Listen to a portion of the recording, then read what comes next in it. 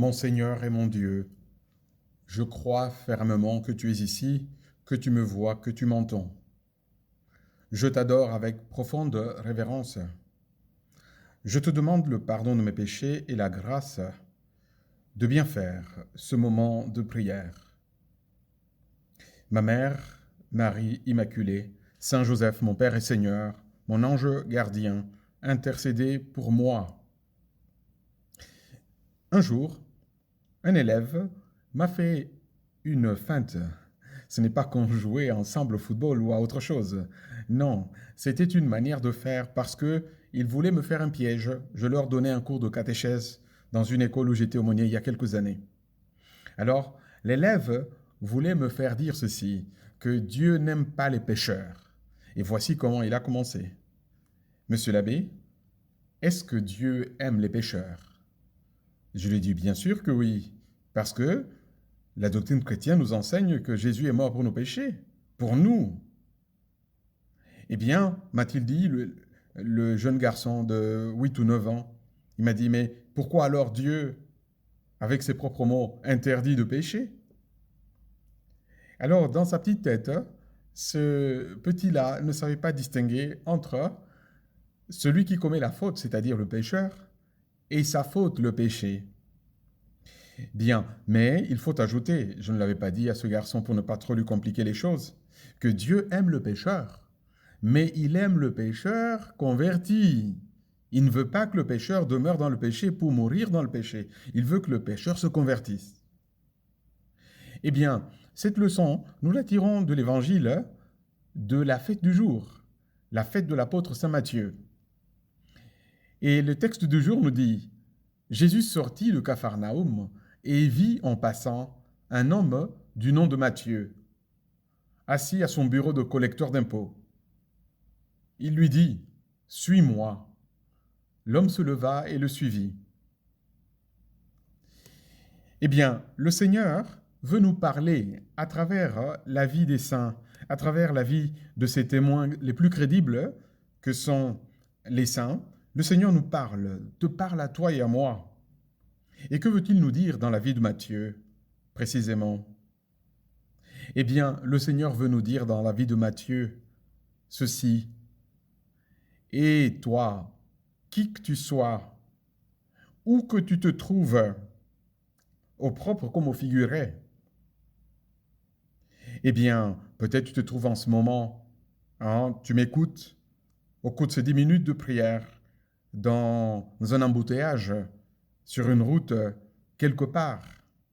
Peut-être tu te trouves au cœur de l'Afrique, dans la chaleur de l'Afrique en ce moment, d'où je te parle également. Hein, je me trouve au cœur de l'Afrique. Eh bien, peut-être tu te trouves au nord de la planète, dans l'hémisphère nord, où bientôt il va faire assez froid. Quel que soit l'endroit où tu te trouves, sache que Jésus passe également à tes côtés. Jésus te voit comme il a vu Matthieu dans son travail, assis à son bureau, au travail. Et Jésus te regarde et te dit la même chose. Et toi qui me regardes là, et toi, suis-moi, suis-moi. On nous appelle chrétiens, ce n'est pas pour rien. Le chrétien est disciple, celui qui suit Jésus. Et pour Matthieu, on nous dit, l'homme se leva et le suivit. Le pape François nous a fait réfléchir sur le regard du Seigneur. Hein, le regard du Seigneur. Comment devait être ton regard, Jésus? Un regard plein de tendresse, de pitié, de bonté, de compréhension, d'amitié. Eh bien, pense souvent à toi et à ta vie, et pense que Jésus te regarde toi personnellement et moi. Et il nous dit dans le fond de notre cœur, je t'aime, mais je t'aime en faisant un effort pour améliorer aussi ta vie, pour que ta vie reflète la mienne. Ne t'inquiète pas pour le moment, hein, quel que soit, pour ainsi dire, ton degré de progrès dans la vie chrétienne, ne t'inquiète pas. Ce qui compte, peut-être je le redirai encore vers la fin, c'est ta bonne volonté. Jésus, aide-moi, comme Saint Matthieu, à me rendre compte que tu me regardes, que tu m'aimes. Et laisse-moi pénétrer de ce regard, laisse-moi faire mon examen de conscience et me rendre compte que tu veux de moi une attitude. Et cette attitude intérieure s'appelle précisément la conversion. Eh bien, le mot est lâché. La conversion. Eh bien, parmi nous autres qui suivons Jésus en ce moment, il y a parmi nous beaucoup de Matthieu, pense-y, pas des collecteurs d'impôts. Bien sûr, il peut y avoir parmi nous des gens qui travaillent dans le service des impôts de leur pays. Mais je veux dire des personnes qui ne s'imaginaient pas être tout bonnement en train de suivre Jésus, en train de vouloir cultiver une amitié avec lui, comme nous en parlions la semaine dernière, et qui essayent de progresser dans leur vie chrétienne. Eh bien, chacun de nous suivait son chemin, jusqu'à ce que Dieu nous regardât. Il y a longtemps peut-être, il y a fort longtemps peut-être déjà. Eh bien, ça, c'est le premier moment de la conversion, parce que la conversion, c'est la prise de conscience que le Seigneur nous invite. C'est une décision d'orienter radicalement notre existence vers Dieu. Mais ce premier moment ne suffit pas. Eh bien oui, ce premier moment ne suffit pas. Saint José Maria, qui a réfléchi beaucoup sur ce thème de la conversion, qui invitait les personnes à la sainteté et à la conversion, Saint José Maria dit que dans la vie chrétienne, ce premier moment de conversion est important. Mais plus important encore sont les petites conversions quotidiennes, dans la ligne évidemment de ce grand premier moment. Qu'est-ce que veut dire les conversions quotidiennes? Eh bien, les conversions quotidiennes, c'est lorsque toi et moi, nous nous décidons, dans un point que nous connaissons Dieu et toi, oui, de nous améliorer. Chacun de nous a un point sur lequel il peut se tourner davantage vers le Seigneur. Pour quelques-uns, par exemple, c'est d'apprendre à bien travailler. Et c'est très important. Moi, à partir du continent d'où je vous parle, de l'Afrique, on se rend bien compte, quand on a visité surtout d'autres endroits, on se rend compte que nous avons beaucoup à apprendre des autres, en particulier à travailler, et à travailler avec effort, à travailler avec constance, à bien travailler. Mais aussi, nous avons beaucoup d'autres choses. Nous sommes un peuple qui sait sourire. Nous sommes un peuple qui sait oublier. Et ça, ce sont des bonnes choses. Tous les peuples ont les leurs. Mais en tout cas, ça, nous savons le faire. C'est Dieu qui nous l'a donné. Eh bien, chacun de nous a un point sur lequel le Seigneur l'appelle, sur lequel le Seigneur le regarde et lui dit « Hé, toi, qu'est-ce que tu peux m'offrir?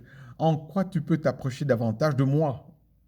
Et c'est le point, habituellement, le petit point de conversion qui nous pousse davantage vers le Seigneur.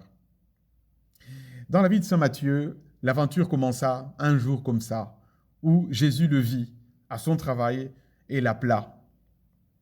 Mais Matthieu ne s'arrête pas à ça. Il ne s'arrête pas à dire « Je suis ami de Jésus ».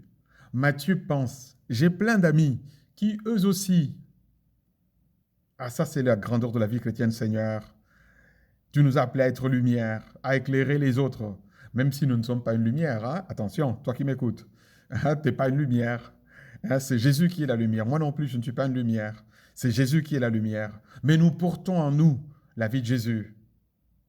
Ça, c'est très important. Nous portons en nous la vie de Jésus à travers sa doctrine, à travers surtout la grâce de Dieu qui nous accompagne. Eh bien, Matthieu, qu'est-ce qu'il fait après avoir trouvé Jésus? Il invite ses amis. Il fait une fête qui est l'occasion de faire connaître ses amis à Jésus. Et Matthieu fait une grande fête.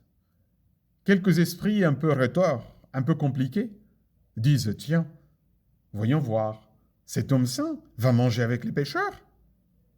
Eh bien, le Seigneur qui a entendu leur répond « Allez apprendre ce que signifie ceci.